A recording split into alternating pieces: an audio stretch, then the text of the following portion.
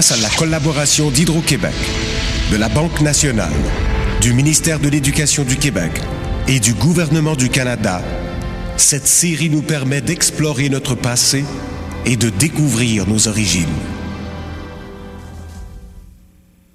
C'est l'art de la navigation qui m'a provoqué à m'exposer toute ma vie aux ondes impétueuses de l'océan et qui m'a fait naviguer et côtoyer une partie des terres de l'Amérique et principalement la Nouvelle-France.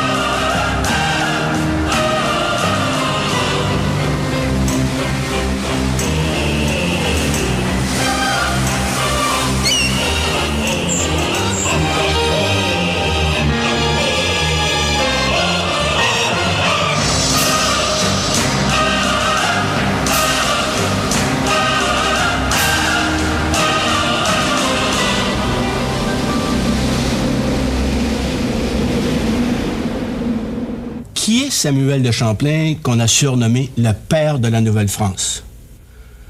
On sait qu'il est né à Brouage vers 1570. Brouage, c'est un petit port sur la côte atlantique en France, non loin de Rochefort. Brouage peut accueillir de 2 à 300 navires. Aujourd'hui, à cause de son envasement, Brouage n'est plus qu'une île au milieu des champs. De la maison où serait né Champlain, il ne reste que les vestiges de ses fondations. On ne connaît pas la date exacte de sa naissance. Il n'existe pas non plus de lui des vrais portraits. Tout ce qu'on a, ce sont des faux. On ne connaît pas de description physique du personnage.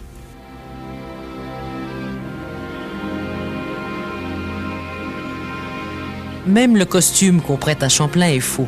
Que dire alors de sa coiffure? Brouage, au moment où naît Champlain, c'est une ville protestante, comme La Rochelle. Au XVIIe siècle, La Rochelle est avec Dieppe et Saint-Nazaire un des principaux points de départ pour l'Amérique. Les Huguenots, ou les protestants, comme vous voulez, sont les plus nombreux à cette époque, à la fin du 16e, début du 17e siècle. Ce qui fait qu'on s'est demandé si Champlain n'était pas né protestant, d'autant plus qu'il s'appelle Samuel, un prénom qui était très fréquent chez les protestants. Samuel a un oncle qui est géographe. C'est une profession assez courante à l'époque et qui appelle à voyager. Quel enfant vivant dans les ports d'où partent de beaux navires ne rêve pas de voyage?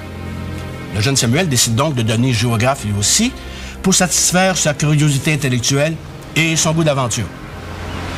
Il est fort probable qu'il ait accompagné son oncle au Brésil.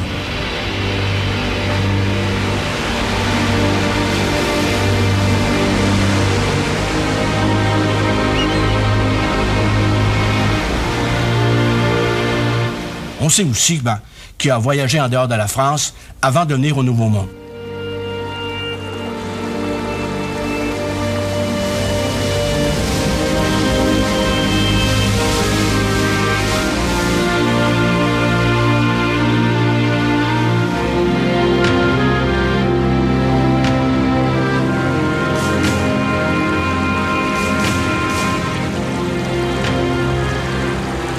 Champlain s'engage pour une compagnie de commerce qui a des comptoirs des deux côtés de l'Atlantique, la compagnie de Pierre Dugas de Mont, à qui le roi Henri IV vient de concéder le monopole de la traite des fourrures en Nouvelle-France. La compagnie de Pierre Dugas de Mont obtient le monopole de traite des fourrures à une condition, établir des colons sur les côtes, terres et confins de l'Acadie, du Canada et autres lieux. Elle doit aussi voir à la conversion des Indiens.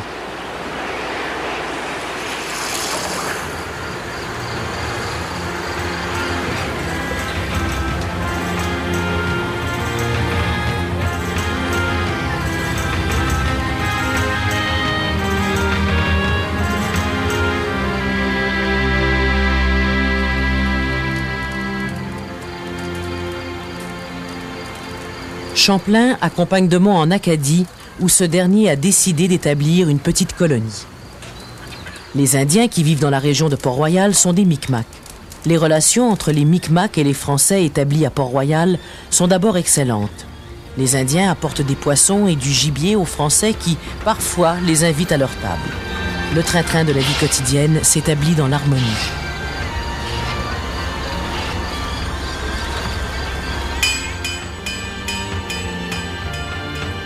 Depuis Cartier, il y avait eu 2 tentatives de peuplement qui avaient échoué. Les Français, à ce moment-là, se contentaient de venir faire soit la traite des fourrures et aussi la pêche à la morue. Champlain n'est qu'un simple passager. C'est pas lui qui dirige l'opération. C'est qui lui donne le temps d'explorer. Il va visiter une bonne partie de la côte atlantique jusqu'à Cape Cod et New York. Malheureusement, il rate l'embouchure du fleuve Hudson. Un fleuve qui n'a pas de nom à ce moment-là parce que ce n'est que l'année suivante que Henry Hudson va le découvrir.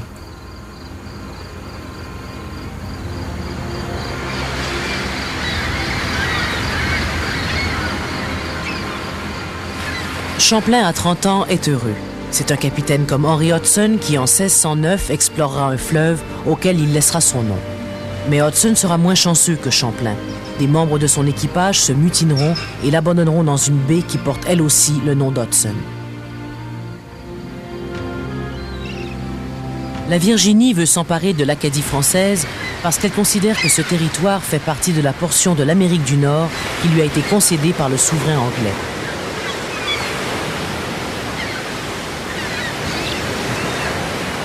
Champlain va vivre quelques années en Acadie. C'est là qu'il va fonder, par exemple, l'Ordre de Bon Temps pour essayer de lutter contre le scorbut. Mais en 1608, la compagnie perd son monopole. Il faut donc choisir un nouvel endroit pour s'établir. Et aussi, il faut s'éloigner des Anglais qui sont de plus en plus présents en Acadie, dans le golfe Saint-Laurent.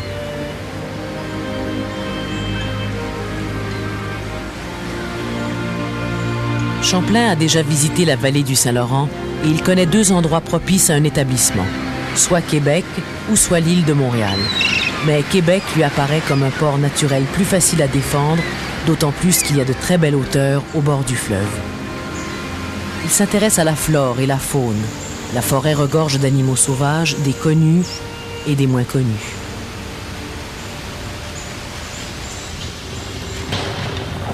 Champlain craint de rencontrer une certaine animosité de la part des Algonquiens, les Amérindiens vivant dans la région. Il cherche donc un lieu sûr de tous côtés, ce sera Québec, l'ancien Stadacone. Québec a de plus l'avantage d'être loin des Anglais et près des sources de fourrure.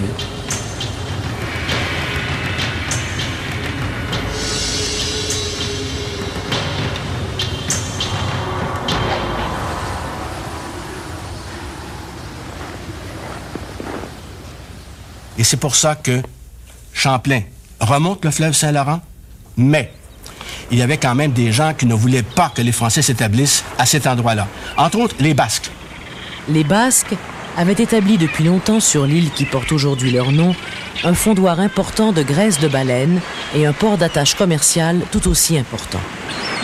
Il y a des gens de Champlain qui vont se faire soudoyer par les Basques et, moyennant de l'argent, ils vont essayer d'assassiner Champlain.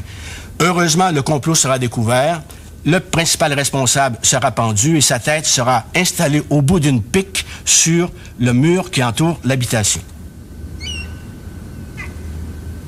L'année 1608 marque une date extrêmement importante dans l'histoire du Québec parce que c'est le début de l'habitation continue du territoire. À partir de ce moment-là, il y aura toujours des habitants qui vivront sur le territoire québécois.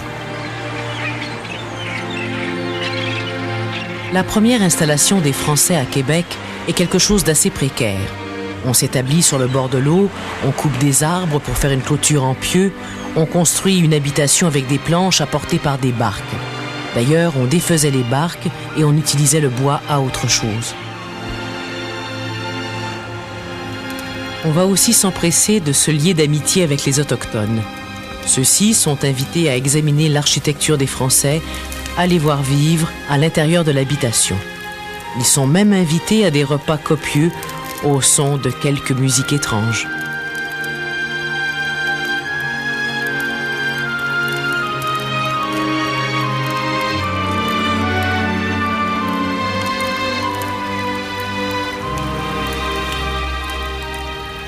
Ça va prendre du temps avant que la population augmente pour une raison bien simple. Faire la traite des fourrures, ça prend peu de monde. Et quand il y a trop de monde, ça coûte cher à la compagnie parce qu'on est toujours sur le régime des monopoles et c'est la compagnie qui doit payer pour ces gens-là. Un habitant, c'est une bouche inutile. Un coureur de bois, celui qui va faire la traite des fourrures, celui-là est utile. Et c'est seulement celui-là qu'on va avoir.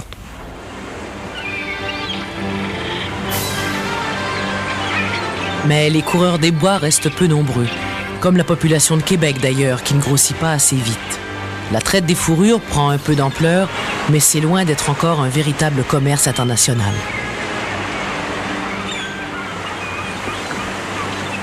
Au début de son séjour à Québec, Champlain n'est toujours qu'un simple engagé. C'est pas lui qui est le grand commandant, c'est pas lui qui est gouverneur de la Nouvelle-France, il ne le sera jamais d'ailleurs. Et par son contrat, il doit trouver des nouvelles sources de fourrure. Il lui faut donc faire des explorations.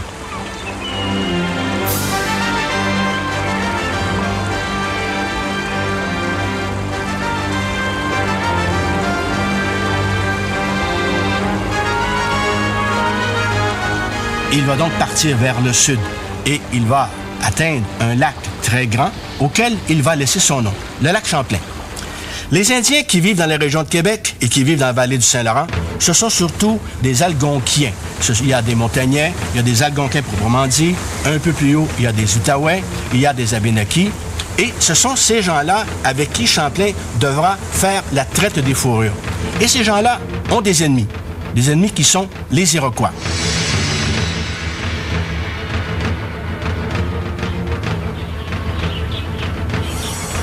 Depuis l'année 1550 environ, les Iroquois se sont unis en une confédération, la Confédération des 5 Nations. Ils représentent, depuis ce temps, la force guerrière la plus puissante de l'Est du continent. Ils ont la réputation d'être les plus féroces et aussi les plus habiles.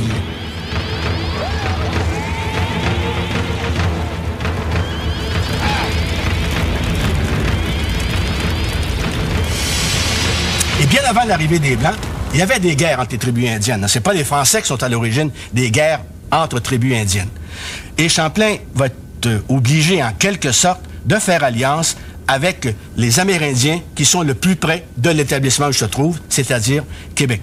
Ce qui va l'amener à faire la guerre contre les Iroquois.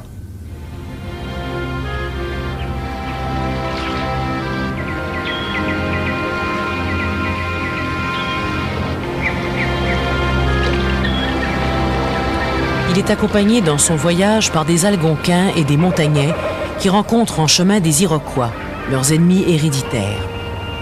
Une attaque armée se produit et Champlain se prépare à répondre avec son arquebuse, une arme que les Iroquois ne connaissent pas encore. Comme je les vis s'ébranler pour tirer sur nous, je couchai mon arquebuse et visai droit un des chefs, et de ce coup, il en tomba 2, et un de leurs compagnons qui fut blessé.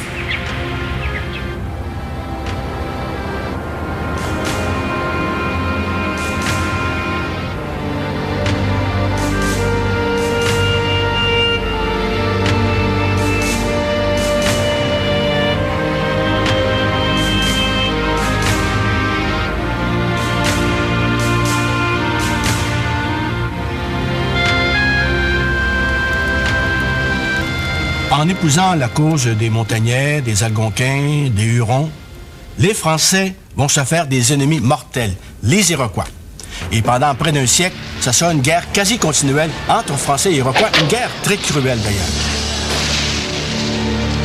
Plusieurs historiens ont reproché à Champlain d'être en quelque sorte à l'origine des guerres franco-iroquoises. Mais on peut se demander s'il aurait été possible qu'il en soit autrement. les Indiens avec lesquels Champlain faisait la traite des fourrures, c'était quand même ceux qui étaient le plus près des établissements français. Il aurait été impensable que Champlain s'allie aux ennemis des Indiens avec lesquels il vivait, parce que ça aurait tué la traite des fourrures. Et la traite des fourrures, c'était à peu près à ce moment-là l'unique raison de l'existence de la colonie. Les principaux animaux à fourrure qui font l'objet de la traite, le castor, l'orignal, le chevreuil, le rat musqué, la loutre, l'ours, la martre, le vison. Les Anglais, lorsqu'ils faisaient la traite des fourrures, construisaient un poste de traite et là, ils attendaient que les Amérindiens viennent porter les fourrures et là, on faisait des échanges.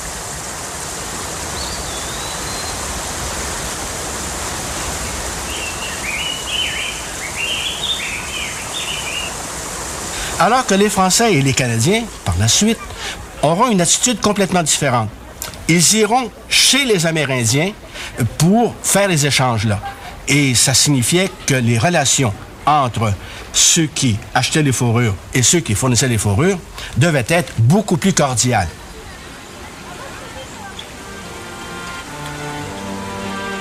Une autre sorte d'échange se fait. Pelleterie contre poudre à fusil. Les Anglais et les Hollandais fournissent déjà des armes aux Iroquois. Les Français sont donc obligés d'en donner à leurs amis.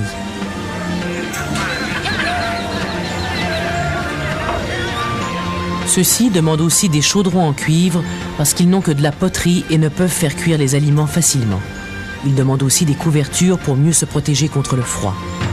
Mais aussi, ils savent que les Français boivent de l'alcool, quelque chose qu'ils ne connaissaient pas. Ils demandent donc, en échange de fourrure, un petit peu d'alcool blanc, de l'eau de vie. Parce que pour eux, c'est un moyen d'entrer dans un monde extraordinaire qui est le monde de l'imagerie.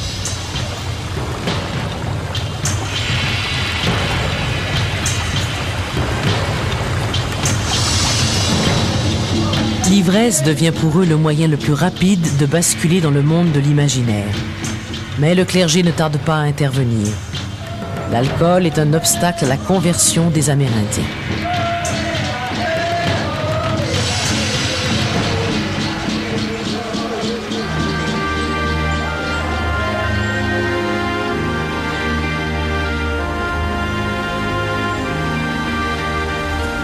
Champlain, c'était pas un guerrier. On l'a vu, c'est un géographe.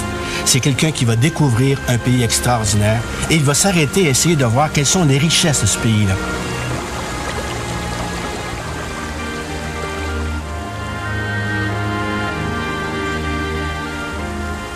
Champlain a des idées sur l'avenir de la colonie. Il songe à fonder en un seul peuple les Amérindiens et les Français de la Nouvelle-France pour engendrer un peuple nouveau. Ces visées de développement promettent un royaume à la France, un royaume qui s'étendrait jusqu'à la Huronie, où il s'est déjà rendu.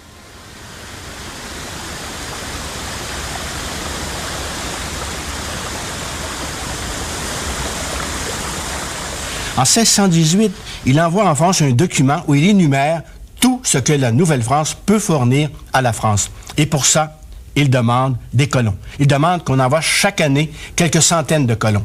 Mais on l'a vu, la traite des fourrures demande peu de colons. On est toujours, à ce moment-là, lié avec des compagnies dont le principal intérêt, ce sont les fourrures. Quel marchand accepterait de dépenser des sommes considérables pour des travailleurs qui ne leur rapporteraient rien? En 1629, il y a 80 hommes dans la colonie. Ce sont des hommes de métier, des métiers de base. Charpentiers, menuisiers, maçons, serruriers. C'est peu pour réaliser le grand rêve de Champlain de construire un royaume.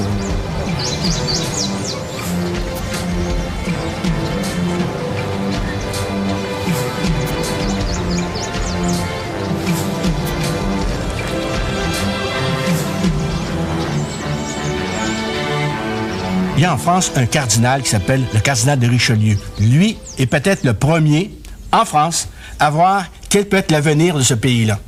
Et il met sur pied une compagnie qu'on appelle la Compagnie de la Nouvelle-France ou la Compagnie des Cent Associés.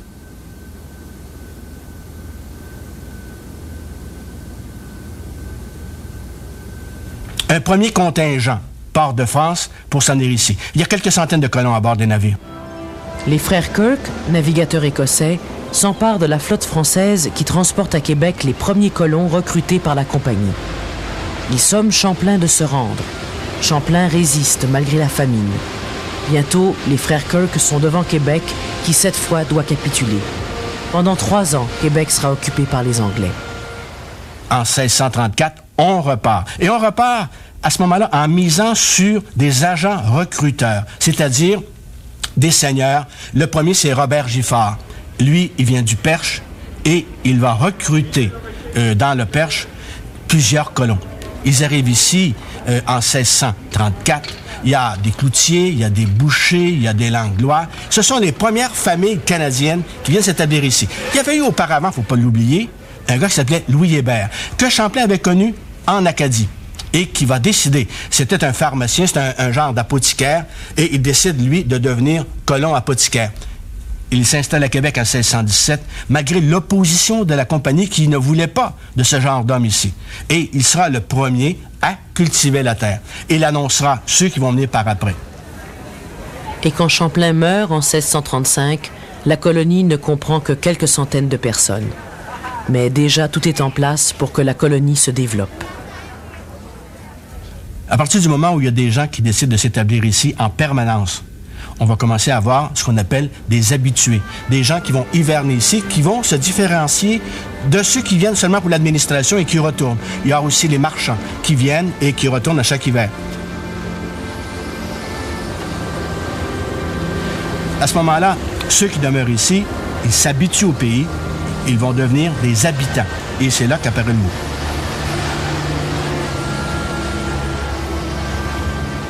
Une des raisons qui va inciter les autorités françaises à fournir de l'argent pour le développement de la colonie, c'est qu'on cherche toujours le chemin de la Chine. Champlain va réussir à obtenir une audience et il va dire avec sûreté: Je prétends trouver le passage de la mer du Sud pour aller à la Chine et aux Indes orientales par le moyen du Saint-Laurent. Avec une croissance rapide de population, je pourrais construire à Québec une ville de la grandeur presque de Saint-Denis, laquelle ville s'appellera, s'il plaît à Dieu et au roi, Ludovica. Samuel de Champlain meurt le 25 décembre 1635. À ce moment-là, il sait que la colonie pourra lui survivre. Il sait aussi que la traite des fourrures représente l'avenir de la colonie et que l'agriculture naissante va permettre de nourrir les habitants.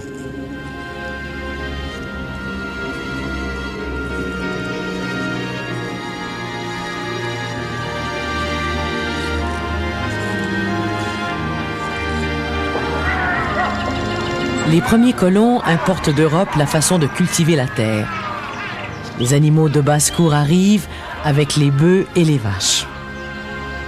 On importe aussi les céréales. On emprunte aux Indiens de nouvelles cultures, comme celle du maïs et de la courge.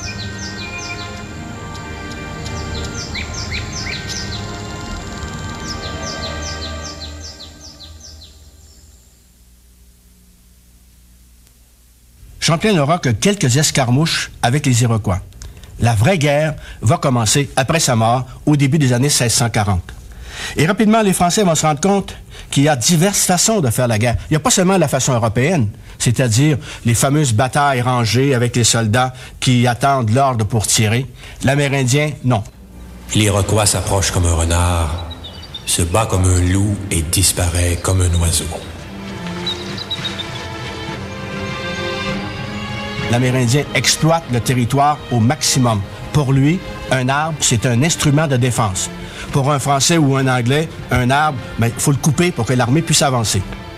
Les armées en Europe, vous savez, avancent au son du tambour, ça prend un bon chemin et tout le monde avance en rang.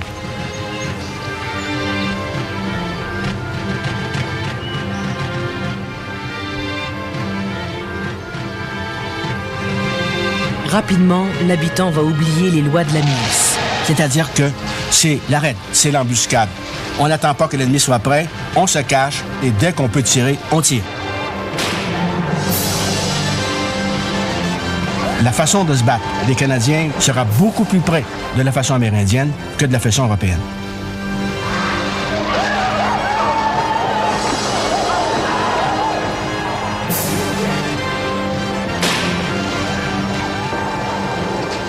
le nœud de la guerre n'était pas une opposition entre des humains, entre des Iroquois et des Français, mais bien une guerre économique. Les Iroquoiens ont commencé à faire la guerre aux Wendat-Hurons uniquement par besoin commercial. Ils ont vraiment commencé à s'intéresser au commerce des fourrures quand les Français ont voulu prendre le monopole avec les Hurons et qui se sont rendus compte qu'ils pouvaient obtenir beaucoup plus chez les Anglais et les Hollandais.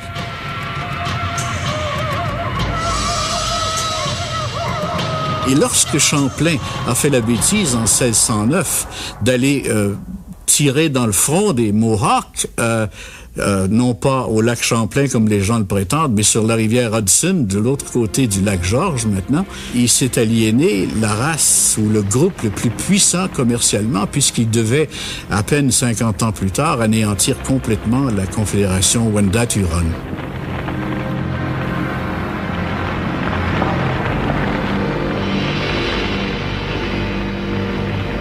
Les grands perdants dans cette guerre économique, ce sont les Hurons et les colons.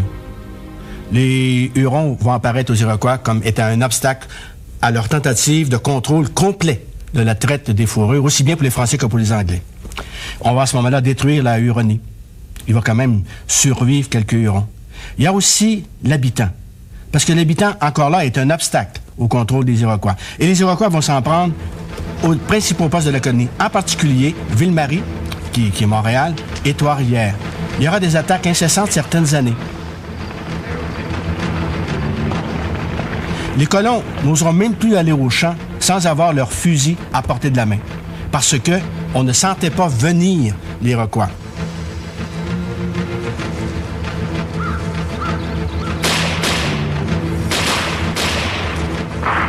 À Montréal, à Ville-Marie, on va même développer une brigade canine. On va faire en sorte que des chiens soient capables de sentir la présence iroquoise et de les dénicher derrière les broussailles. Lors des raids iroquois, il arrive souvent que des colons soient faits prisonniers et amenés en Iroquoisie. Le sort qui leur est réservé est pénible. Certains ne reviennent dans la colonie que quelques années après leur capture. Il arrive aussi que des Iroquois soient faits prisonniers et que quelques-uns d'entre eux soient brûlés sur la place publique.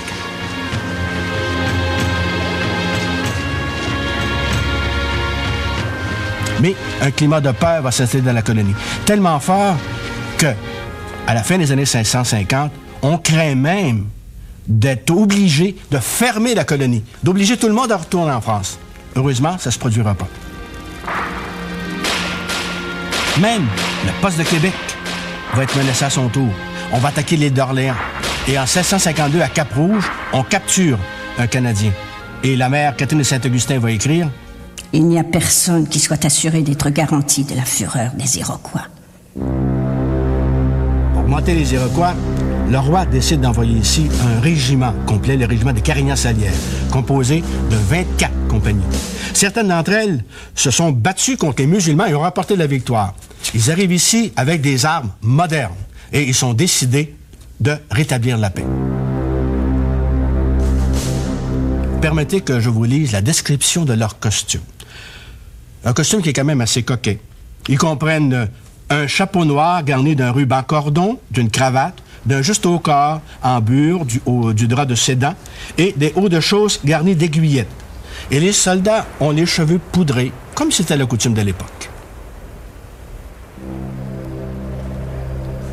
Une telle présence militaire avait de quoi, vous savez, soulever un peu de crainte chez les Iroquois. D'autant plus qu'on va construire 3 forts le long du Richelieu, dont un à un endroit qui va s'appeler plus tard Sorel, parce qu'un des capitaines s'appelle Pierre de Sorel. On va faire aussi des raids en Iroquoisie.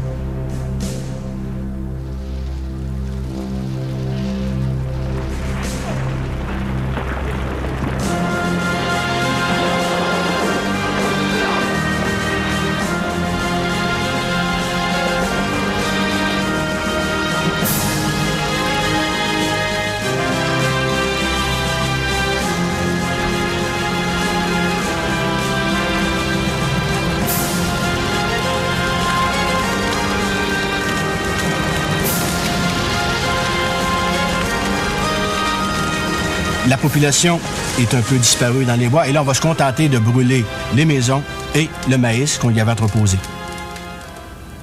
Tout ça va inciter les 5 nations iroquoises à souhaiter la paix. Et le marquis de Tracy va proposer un cessez-le-feu assorti d'une certaine menace. Notre armée partira pour les aller ruiner dans le pays. Le 10 juillet 1667, enfin, la paix va intervenir. Et pour montrer leur bonne foi, les Iroquois vont laisser de leur famille à Québec comme otages. Le régiment de Carignan-Salière considère maintenant que la paix est revenue, que sa tâche est terminée, et on décide de rapatrier en France la plupart des soldats.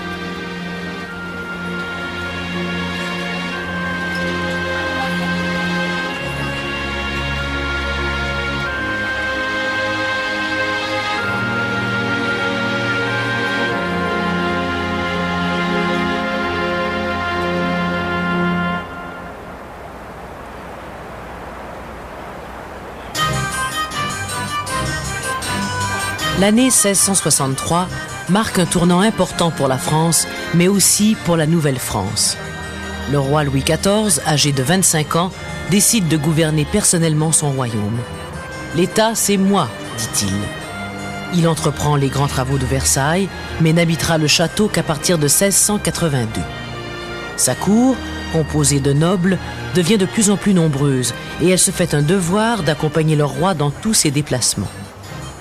C'est l'ère des grands projets, aussi bien architecturaux que culturels. La Nouvelle-France n'échappe pas au changement. L'autorité du roi est représentée par un conseil souverain composé d'un gouverneur, de l'évêque de Québec, de quelques conseillers et d'un intendant, Jean Talon. Jean Talon arrive à Québec le 12 septembre 1665. Il a reçu du roi une commission d'intendants de justice, finances et police. Ses droits et ses devoirs forment un ordre de mission très précis. En voici un court résumé, mais qui en dit long. Siéger au conseil de guerre, entendre les plaintes qui vous seront faites sur tous, excès, torts et violences, leur rendre bonne et brève justice, nous informer de toute entreprise, pratiques et menées faites contre notre service, procéder contre tous les coupables, juger souverainement seul en matière civile.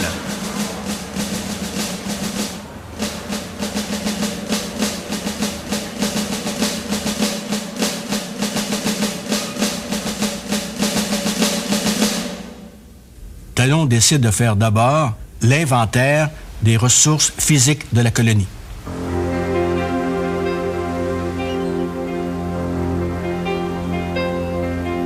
Il veut savoir s'il y a des mines, où sont situées les meilleures terres, s'il y a des forêts de chênes qui pourraient servir à la construction des navires.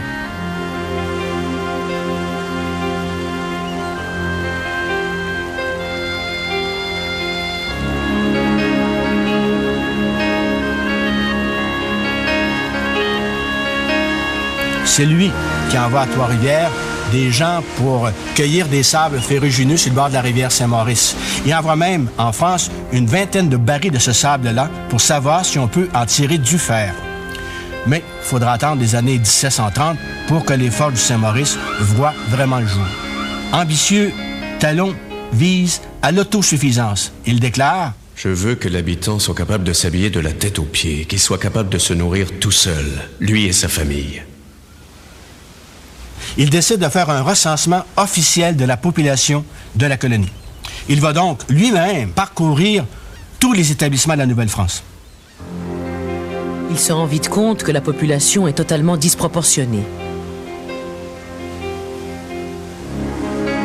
Que le nombre d'hommes est trop élevé par rapport à celui des femmes en âge de se marier. La situation l'inquiète. Le recensement de 1666 donne comme population officielle de la colonie 3215 habitants, soit 2034 hommes et 1181 femmes. Il y a en tout 538 familles. Le personnel religieux compte 96 membres, dont 19 prêtres et ecclésiastiques, 31 jésuites, 19 religieuses ursulines, 23 hospitalières et 4 filles de la congrégation. Chez les civils entre 16 et 20 ans, on compte 153 garçons pour 20 filles. Entre 21 et 30 ans, 455 garçons et 22 filles. Talon décide, à ce moment-là, de faire venir de France des filles et des femmes capables de s'installer ici et d'avoir des familles. Le recensement révèle donc une disproportion extrêmement grave entre la population célibataire masculine et la population féminine. Le fait qu'il y a eu si peu de femmes en état de se marier, on parle de 45 célibataires, les âges, parmi ces femmes-là, plusieurs sont trop jeunes pour se marier. Les 700 et quelques hommes célibataires sont pleins de vigueur. Alors, la petite histoire prétend que ces hommes-là aimaient bien courir les bois, qu'ils y trouvaient un accueil plus que chaleureux et que parfois même ils pouvaient là-bas contracter des mariages, les plus simples du monde et ramener avec eux des enfants, parfois. Enfin, c'est ce qu'on raconte. D'où l'expression « les sauvages sont passés » lorsqu'apparaissaient dans les villages, dans les petites communautés, des enfants nés de mères inconnues, si on veut. Il faut trouver une solution rapide. Si en Nouvelle-France, on manque de filles à marier, en France, il y a des filles qui ne peuvent pas se marier parce que leur père ou leur famille n'ont pas les moyens de verser la dot, soit en argent, soit en biens, ce que la fille apporte dans la corbeille de noces à son futur mari. Ces filles-là, on va les retrouver dans des orphelinats, entre autres à la Salpêtrière de Paris. Il s'agit d'un hôpital destiné à accueillir les pauvres de Paris, les filles de mauvaise vie, les enfants abandonnés et les orphelines.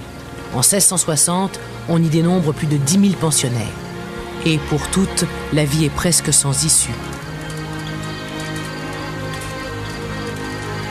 Le roi décide donc de verser une dot à celles qui accepteront de traverser l'océan, de venir dans la vallée du Saint-Laurent et de prendre Marie. Ces filles-là devront être acheminées vers les ports d'embarquement, entre autres vers le port de La Rochelle. C'est quand même tout un voyage, vous savez, d'aller de Paris à La Rochelle, entre autres dans des voitures tirées par des chevaux. Certaines d'entre elles en sont à leur premier voyage à l'extérieur des murs. Elles voient la vraie vie pour la première fois. Elles voient des bourgeois, des nobles mener une existence dorée où l'on se promène à cheval en habit de soie, où la table est bien garnie. Elles verront aussi quelle différence il y a entre cette vie et celle de la majorité de la population.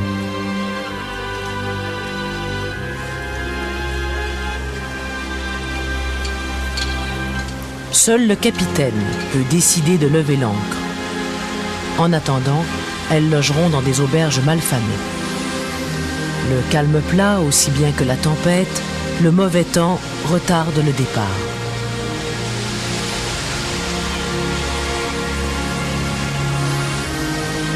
Lorsque celui-ci est ordonné, on implore la protection du ciel en chantant des cantiques.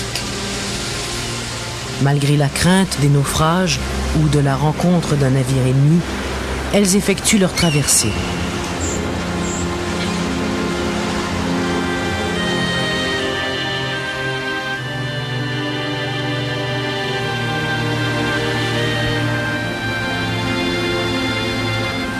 Dans une lettre de Jean Talon, on note la petite phrase suivante qui donne un peu l'esprit de l'époque.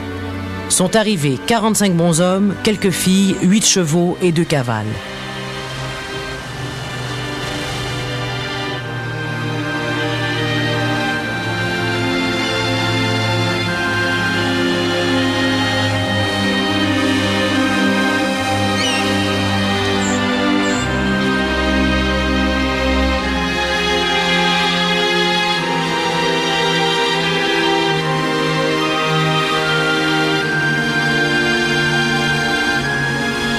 Arrivé ici, il arrivait souvent que les filles, en moins de 15 jours, trouvent un mari parce que les gars célibataires se rendaient soit à Québec où le bateau arrivait, ou, lorsque les filles ne trouvaient pas mari, elles allaient à Trois-Rivières, à Montréal, chez les religieuses, et là, les célibataires se présentaient parce que les célibataires qui ne se mariaient pas risquaient fort, de par une ordonnance de Jean Talon, d'être privés du droit de faire la traite et du droit de chasse. Un des événements marquants dans la venue des filles du roi, c'est 1668 ou 1669. Jean Talon écrit, nous en avons reçu 135 cette année, et elles sont toutes grosses. Trouver femme, c'était d'abord trouver quelqu'un qui pourrait être utile aux travaux de la ferme, c'est quelqu'un qui pouvait donner naissance aux enfants, Et c'est quelqu'un qui pouvait entretenir la maison. L'amour n'a pas de place parce que le mariage se règle dans des parfois 15 jours, 1 mois, 2 mois, 3 mois, les laissés pour compte, celles dont on n'a pas voulu au cours des premiers mois sont renvoyées, partagées entre Trois-Rivières et Montréal. C'est peut-être un peu difficile de penser que les femmes de Trois-Rivières et de Montréal, c'était des deuxièmes choix. Mais en fait, c'était un peu comme ça que ça se déroulait. Et l'amour n'avait pas de place, non, bien qu'on peut observer qu'il y a du respect entre les époux. Ces filles veulent épouser quand même un homme qui a du bien, un homme qui est établi et pas un ivrogne, un coureur de jupons ou un coureur des bois. Elles veulent quand même parier sur un homme valable, parce que c'est leur avenir qui se joue en 15 jours. Mère Marie de l'Incarnation écrit: On les marie par trentaine. Les hommes les plus avisés commencent à faire une habitation 1 an avant de se marier, parce que ceux qui ont une habitation trouvent un meilleur parti. C'est la première chose dont les filles s'informent, et elles font sagement, parce que ceux qui ne sont point établis souffrent beaucoup avant que d'être à leur aise. Par devant notaire, le dit Charles Allaire a promis et promet prendre la dite Catherine Fièvre par nom et loi de mariage pour sa légitime épouse, comme aussi la dite Catherine Fièvre promet prendre le dit Charles Allaire pour légitime époux. Arrivant mort du dit futur époux avant celle de la dite future épouse, de la dite future épouse avant celle du dit futur époux, les dits futurs conjoints consentent que le survivant des deux prenne leur lit garni, harde, habits et linge servant chacun à leur usage, et le tout franc et quitte de toute dette. Fait passer à Québec en la maison du sieur Bourdon, procureur du roi en l'an 1663, le dernier jour d'octobre avant midi, et on les dit futurs époux déclarés ne savoir écrire ni signer.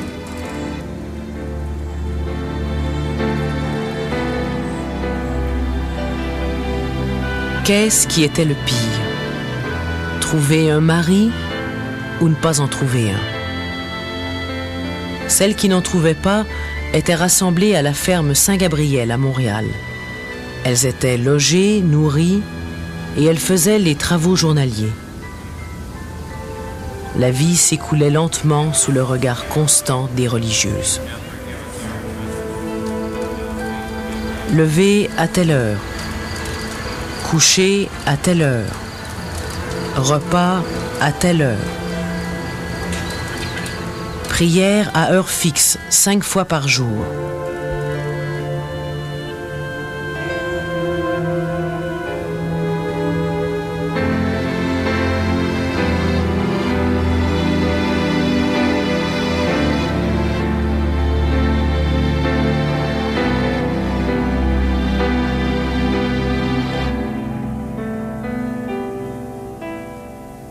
Toutes les nuits sont pareilles.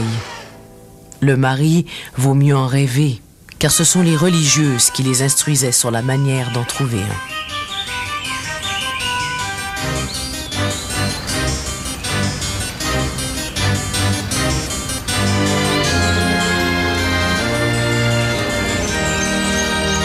un. Les pères de famille, dont les garçons ne se mariaient pas avant 20 ans, étaient obligés de comparaître devant le greffier pour justifier pourquoi leur fils ne se mariait pas.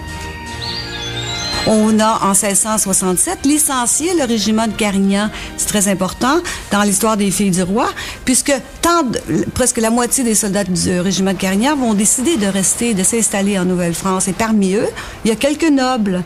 Alors, ces demoiselles, tout à coup, dont on ne savait trop quoi faire parce qu'il n'y avait pas d'habitants de conditions assez élevées pour les épouser, on l'a retrouvé en fin des maris. Et une nouvelle condition vient de s'ajouter à celle qu'exigeait Jean Talon, c'est d'autres demoiselles pour épouser les officiers du régiment de Carignan.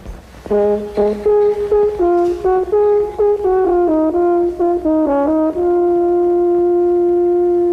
faire une descendance aux soldats coureurs de bois, peuplant seul la neuve France, vinrent les filles du roi. Qui pour le pays, qui pour l'aventure, selon sa nature, chacune partie, chercher un mari à travers les bois, les vents et les froids et les Iroquois. Les voyageurs qui sont venus en Nouvelle-France au 17e et au 18e siècle ont remarqué que les Canadiens étaient d'une très grande coquetterie, qu'ils étaient insoumis, extrêmement difficile pour quiconque était en autorité de les contrôler. Sur le plan vestimentaire, les Canadiens vont oser quelque chose qui n'est pas permis en France. Par exemple, certaines couleurs, le rouge, sont des attributs de la noblesse. Les boutons dorés, les plumes, les rubans, les coiffures recherchées. Ce n'est pas permis en France pour certaines catégories d'individus. Et ici, on mélange tout.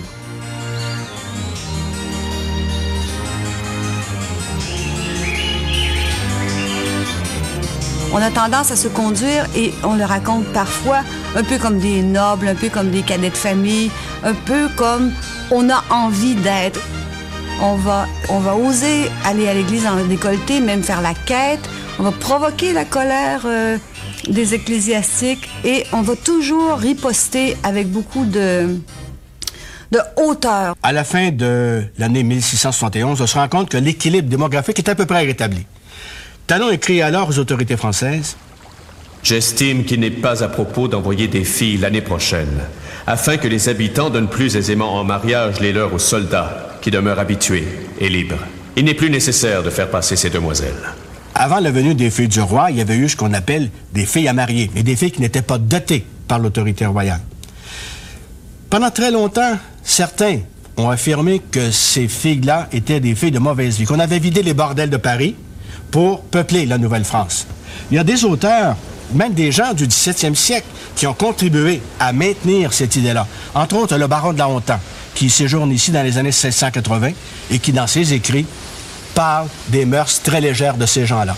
On envoya de France plusieurs vaisseaux chargés de filles de moyenne vertu sous la direction de quelques vieilles béguines qui les divisèrent en 3 classes. Ces vestales étaient, pour ainsi dire, entassées les unes sur les autres en 3 différentes salles où les époux choisissaient leurs épouses de la manière que le boucher va choisir les moutons au milieu d'un troupeau. Il y avait de quoi contenter les fantasques dans la diversité des filles de ces 3 sérails, car on en voyait de grandes, de petites, de blondes, de brunes, de grasses et de maigres. Enfin, chacun y trouvait chaussure à son pied. Mais en 1640, par exemple, le père Lejeune, un peu plus tard, Pierre Boucher, démente la chose avec vigueur. Il n'est pas vrai que viennent en Canada ces sortes de filles.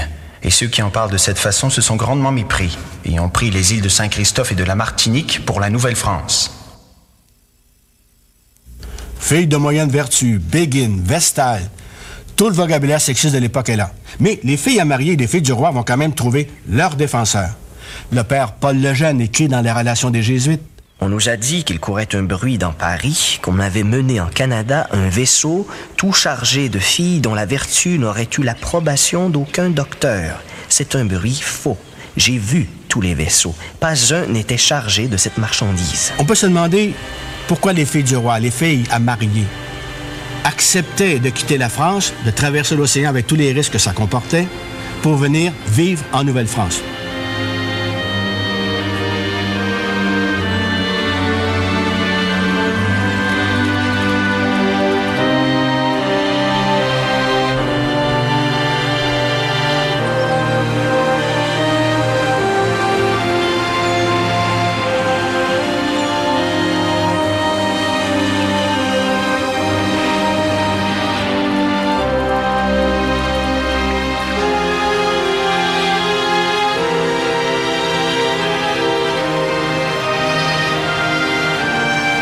Il y avait certes l'idée d'être capable de se trouver mari, mais il y avait surtout l'idée de trouver une nouvelle vie. Ce qu'elles quittaient là-bas, c'était pas très rose. Elles savaient que toute leur vie, elles vivraient dans un genre de couvent, alors qu'elles espéraient trouver au Nouveau Monde une plus grande liberté d'action.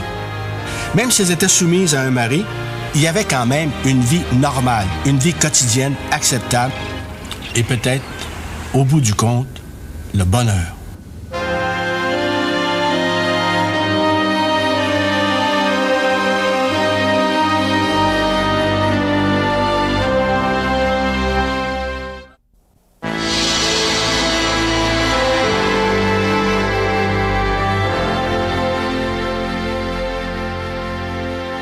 Ces commanditaires sont heureux de contribuer à la diffusion des grands moments de notre épopée.